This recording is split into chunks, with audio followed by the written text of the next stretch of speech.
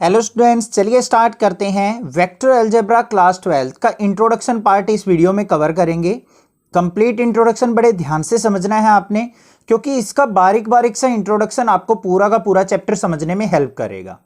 और सबसे पहले मैं आपको हैप्पी न्यू ईयर की विशेष देना चाहता हूं, क्योंकि आज हैप्पी न्यू ईयर है और आज ही के दिन मैं आपके लिए वीडियो शूट कर रहा हूं। तो चलिए स्टार्ट करते हैं। सबसे पहले वेक्टर अलजेब्रा का मतलब क्या होता है। क्लास 11th के अंदर आपने फिजिक्स के अंदर भी पढ़ा होगा वेक्टर के बारे में। कुछ कुछ वो चीजें भी हैं और कुछ नई चीज भी हमें यहाँ पे देखने को मिलेंगी। सबसे पहले देखो, हमें दो टाइप की क्वांटिटीज हम पढ़ते हैं। फिजिक्स के अंदर भी हम क्या पढ़ते हैं? Types of quantities. तो कौन कौन सी टाइप्स होती हैं हमारी? एक तो स्केलर क्वांटिटी होती है हमारी, आपने क्लास 11th में पढ़ा है। और दूसरी क्वांटिटी जो होती है वो हमारी वेक्टर क्वांटिटी होती है।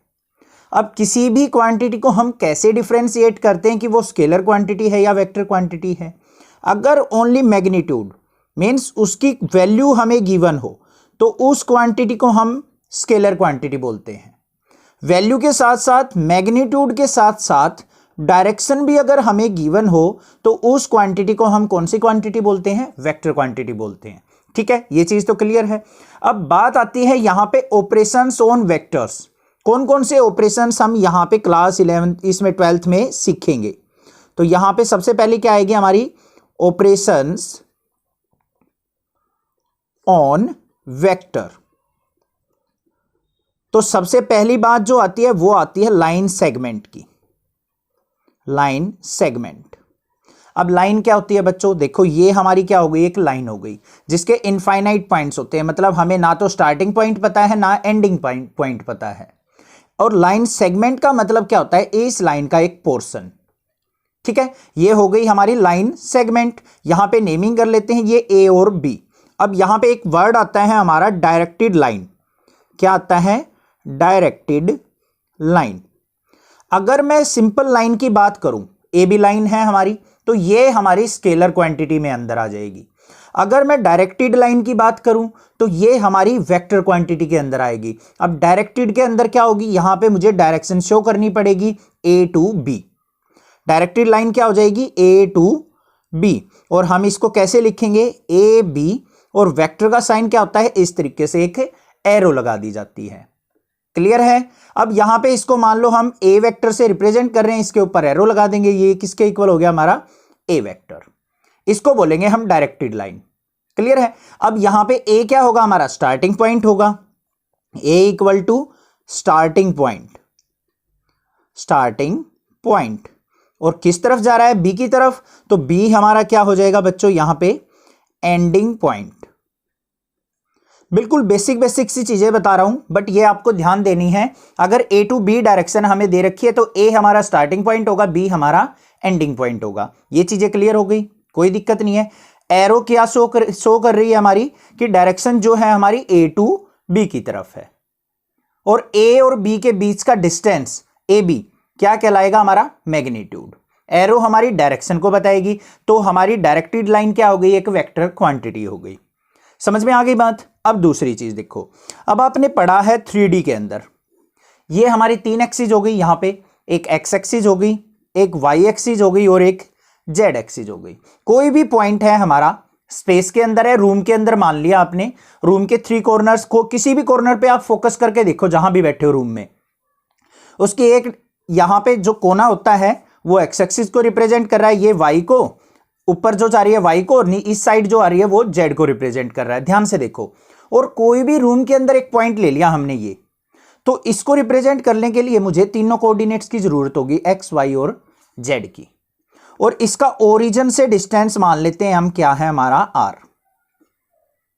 तो यहां पे अगर हमें पोजीशन वेक्टर की बात करूं, ओरिजिन के पॉइंट क्या होते हैं? 0,0,0। तो यहां पे position vector of this point, P point मान लेते हैं, ये ओ हो गया हमारा। तो यहां पे OP means position vector. Position vector. Position vector का मतलब होता है कि कोई भी पॉइंट स्पेस में कौन सी पोजीशन पे एग्जिस्ट कर रहा है। तो ये ओपी कैसे निकलेगा हमारा? Is equal to under root x minus 0 का होल स्क्वायर, मतलब एक्स स्क्वायर, वाई माइनस 0 का whole square, y square, z minus 0 का whole square, z square.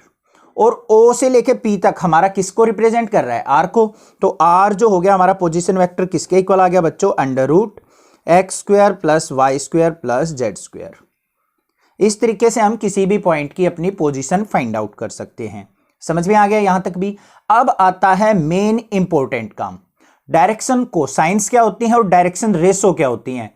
Exercise के अंदर क्वेश्चन मिलेंगे डायरेक्शन कोसाइंस और रेशो के, तो पहले उनका मीनिंग समझेंगे, एक एग्जांपल से सीखेंगे कैसे हम डायरेक्शन कोसाइंस और रेशो को फाइंड आउट करते हैं। सबसे पहले हम डायरेक्शन कोसाइंस को समझते हैं। आपको एक 3D यहां पे बना लेना है। ये हमारी एक्स एक्सिस हो गई, ये हमारी वाई एक्सिस हो गई, ये जेड एक्सिस हो गई। कुछ बच्चे इसको ऐसे बना लेते हैं, ये एक्स ये वाई ये जेड, ठीक है, कैसे भी बना सकते हैं, कोई प्रॉब्लम की बात नहीं है। अब बच्चों देखो, मान लो कोई भी ये पी पॉइंट था हमारा, इसके कोऑर्डिनेट्स थे हमारे एक्स वाई और जेड। ये इसका क्या है, पोजीशन वेक्टर, और इसकी वैल्यू क्या होती है, आर वेक्टर।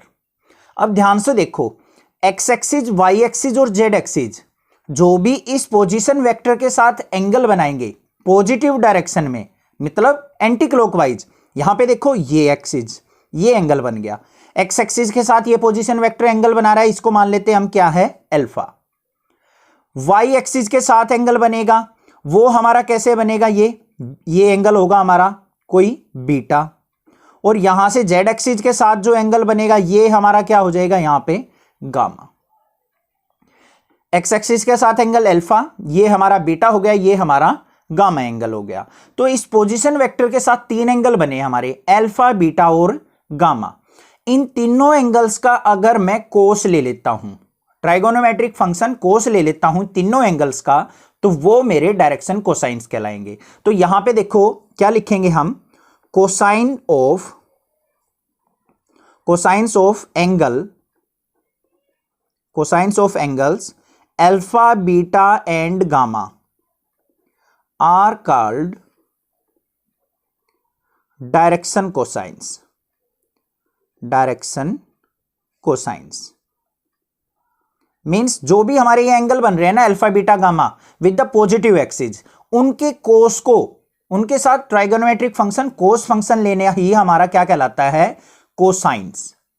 ठीक है, ये समझ में आ गया, किसी भी एंगल का कोस फंक्शन लेना हमारा क्या कहलाता है, कोसाइंस। अब यहां पे जो हमारे वैल्यू होती है किस तरीके से निकलती हैं, अब देखो पहला एंगल क्या था हमारा, अल्फा एक्स एक्सिस के साथ, तो इसका जो डायरेक्शन कोसाइंस होगा वो किसके इक्वल होगा, कोस अल्फा।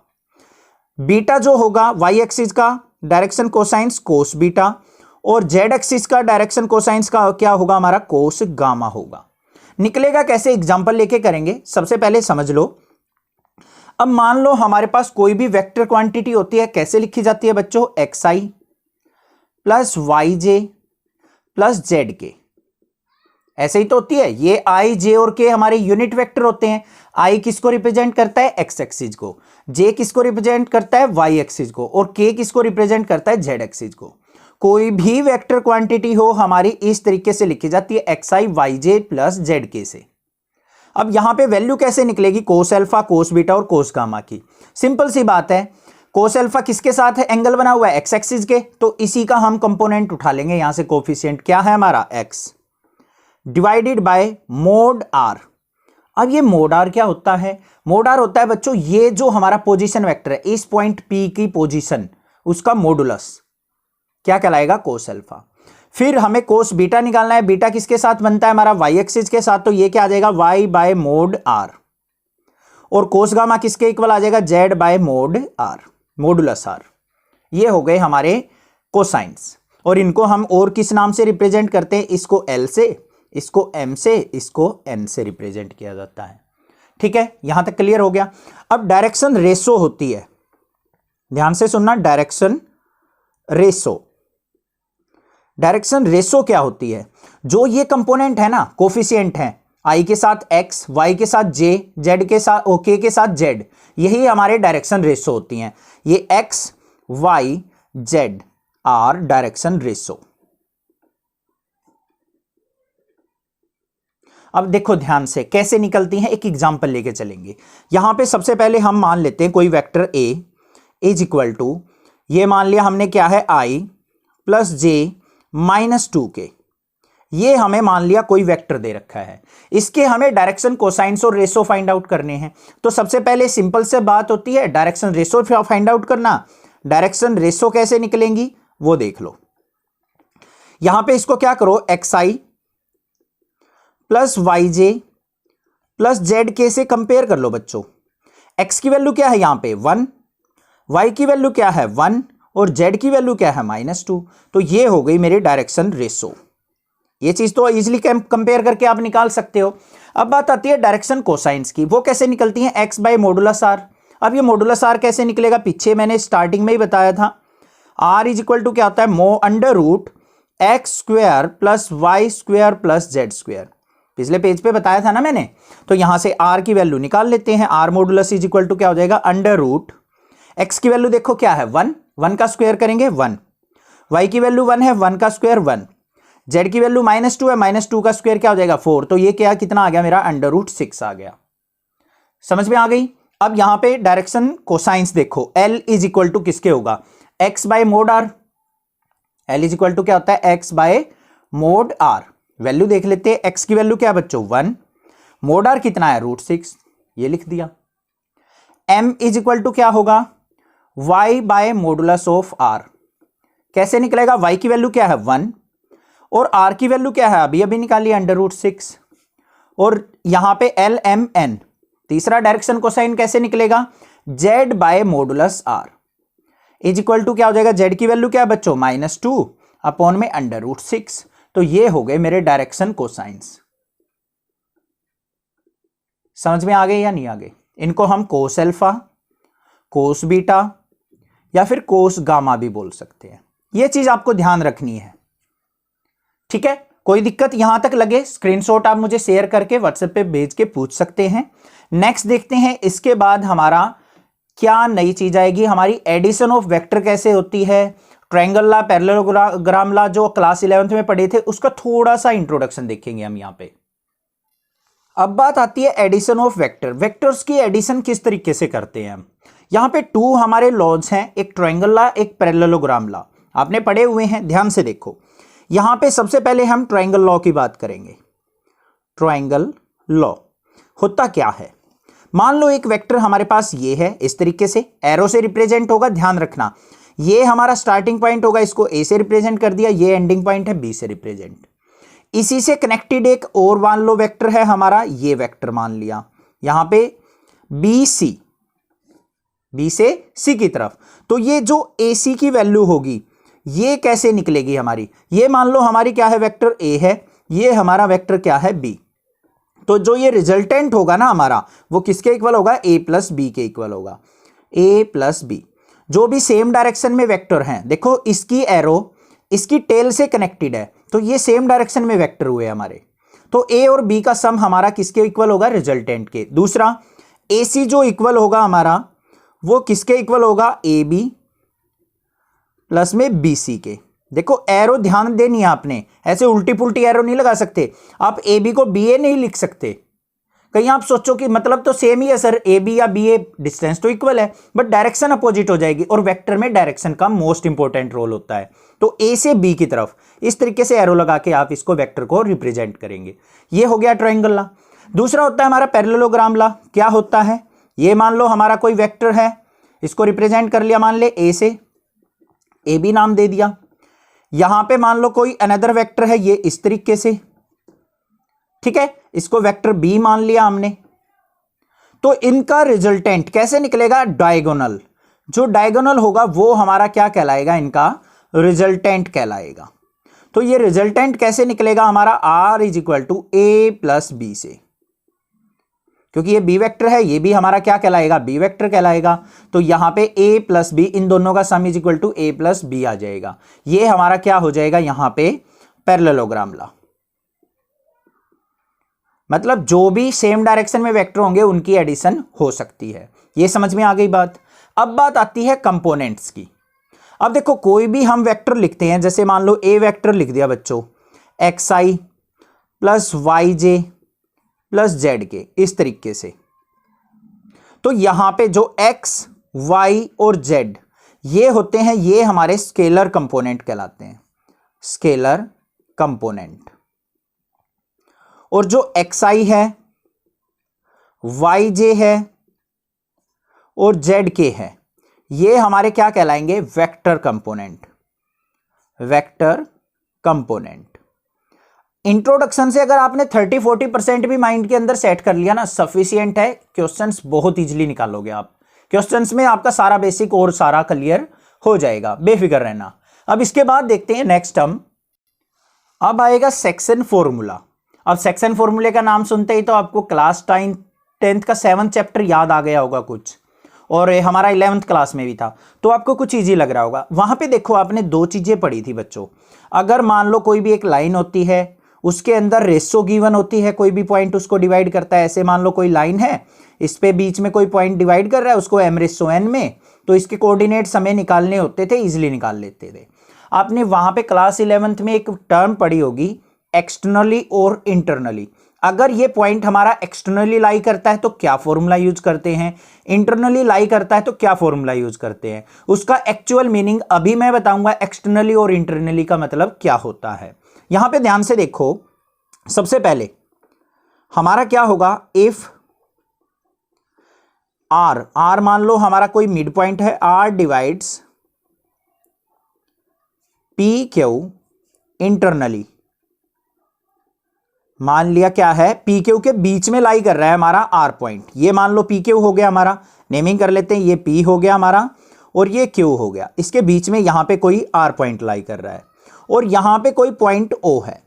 तो ये ध्यान से देखो, पी और क्यू के बीच में पॉइंट आ रहा है बच्चों, तो ये क्या हो गया हमारा, इंटरनली डिवाइड कर रहा है पी क्यू को। ओ से लेके पी तक का हमारा पोजीशन वेक्टर मान लो क्या है, ए। ओ से लेके क्यू तक का हमारा वेक्टर मान लिया क्या है, बी। तो ओ आर क्या होगा, ये आर कैसे निकलेगा, तो कैसे निकलता है हमारा O R equal to R vector is equal to कैसे निकलेगा, एम बी। ये मान लो रेशो क्या है, m/n, तो एम बी यहां पे प्लस में एन बी, एन ए। देखो ध्यान से, m/n है, एम बी प्लस में एन ए और डिवाइडेड बाय क्या हो जाएगा हमारा, m+n। समझ में आई बात। इस तरीके से हम वैल्यू निकाल लेंगे अपनी r की। अब अगर मान लो यही r पॉइंट इसको एक्सटर्नली डिवाइड कर रहा हो, सेकंड क्या होगा केस हमारा, if r divides P Q externally. इस एक्सटर्नली का मीनिंग समझो। सबसे पहले मान लो हमारे पास ये क्या है कि पी क्यू है, ये पी है, ये क्यू है, इस तरीके से, ठीक है। और आर जो पॉइंट है हमारा कहीं बाहर लाई कर रहा है, ये आर पॉइंट हो गया इस तरीके से। तो ये क्या हो गया, आर पी क्यू को एक्सटर्नली डिवाइड कर रहा है।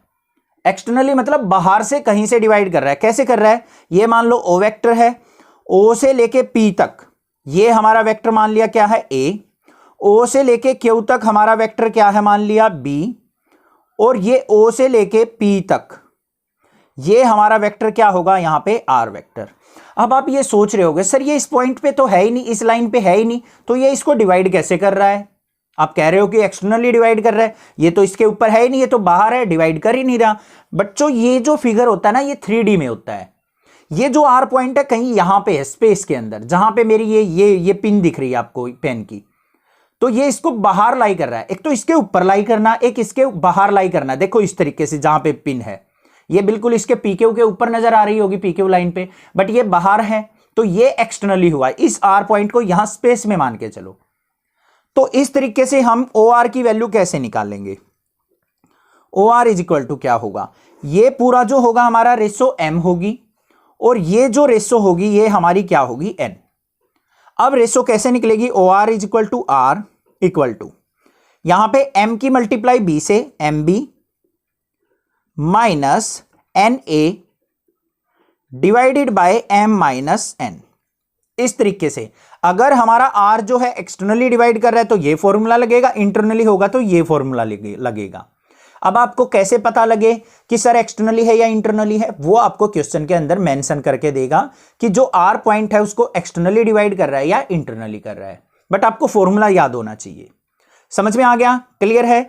अब सीखेंगे हम थोड़ी सी डॉट प्रोडक्ट और क्रॉस प्रोडक्ट किस तरीके से निकाली जाती हैं। सबसे पहले मैं बात करूंगा यहां पे डॉट प्रोडक्ट की। डॉट प्रोडक्ट का एक्चुअल मीनिंग क्या होता है? मान लो ए वेक्टर है हमारे पास कोई भी, ठीक है, और मान लो एक वेक्टर है हमारे पास बी वेक्टर है, उसकी भी यहां पे वैल्यू दे रखी है हमारी xi प्लस वाई जे प्लस जेड के की फॉर्म में, क्योंकि वेक्टर क्वांटिटी हमारी आई जे के से ही रिप्रेजेंट की जाती है, ठीक है।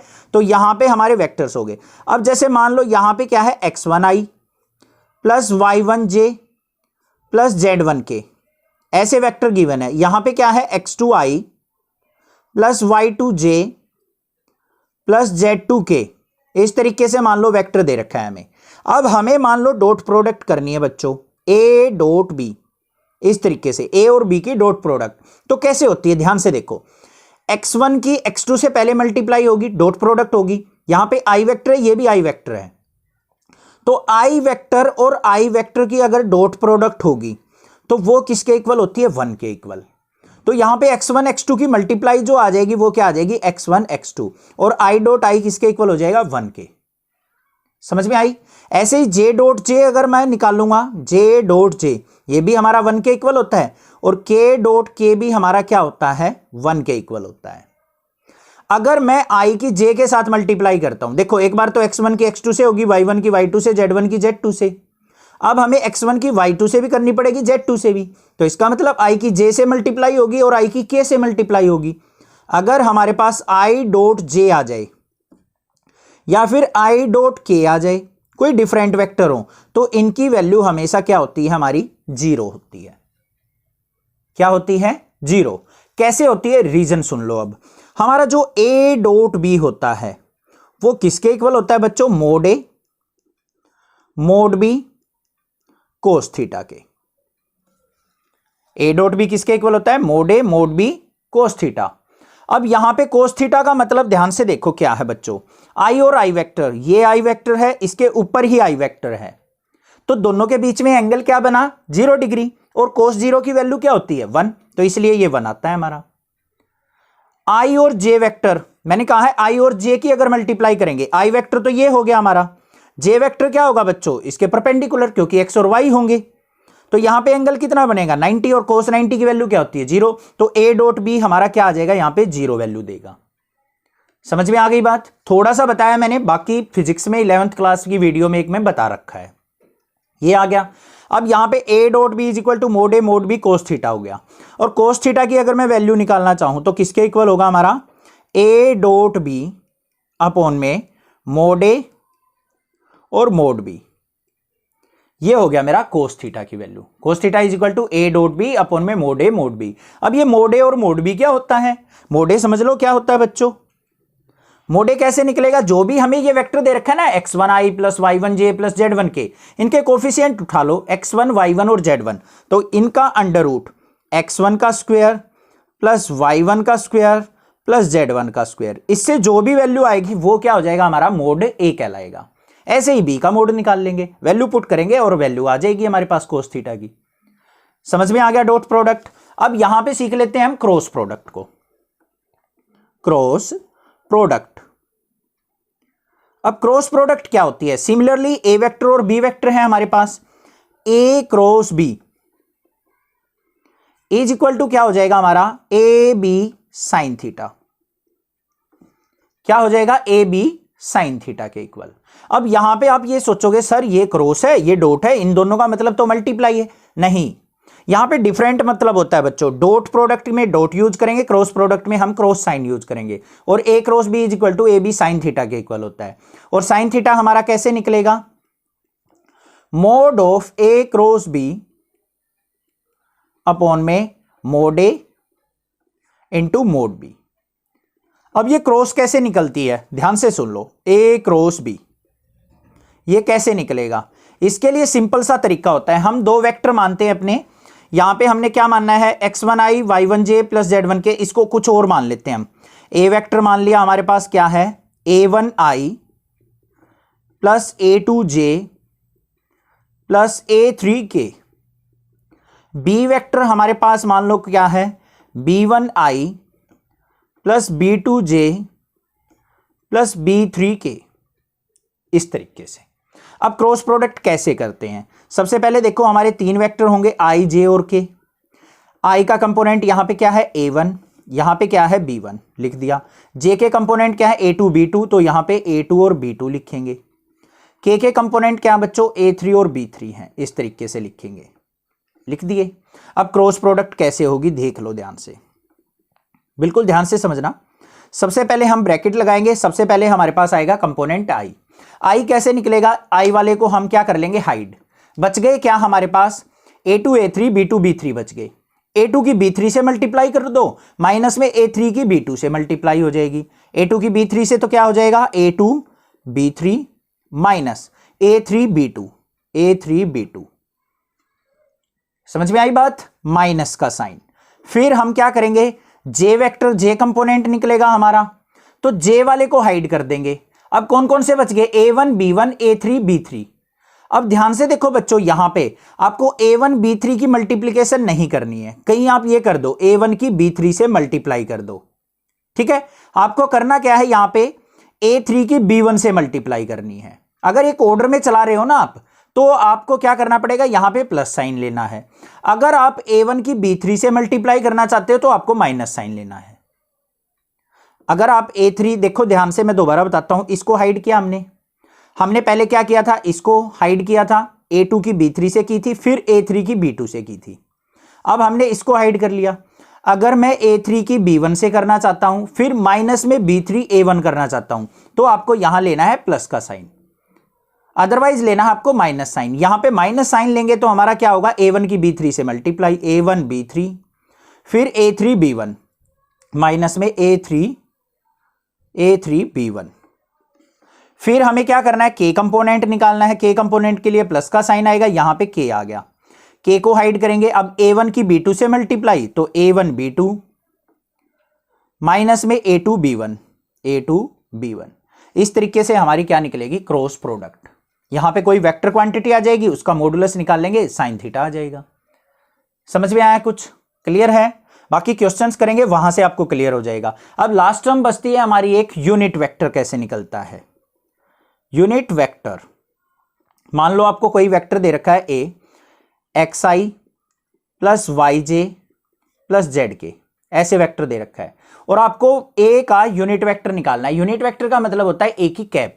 कैसे निकलेगी, A वेक्टर हमारा एज इट इज जो भी है अपॉन में मॉडुलस ऑफ A, इसके मोड से इसको डिवाइड कर लो, तो वो निकल जाएगा हमारा यूनिट वेक्टर। बाकी क्वेश्चंस करेंगे, सारी चीजें क्लियर कर देंगे। यहां से आपको 30-40% समझ में आया होगा चीजें। बाकी एग्जांपल्स यहां पे लेंगे, हम एग्जांपल्स करेंगे, और सारे के सारे क्वेश्चंस आपको प्लेलिस्ट में मिल जाएंगे। चैनल को सब्सक्राइब जरूर करना, लाइक करना और शेयर करना। Thank you students for watching. Next classes video.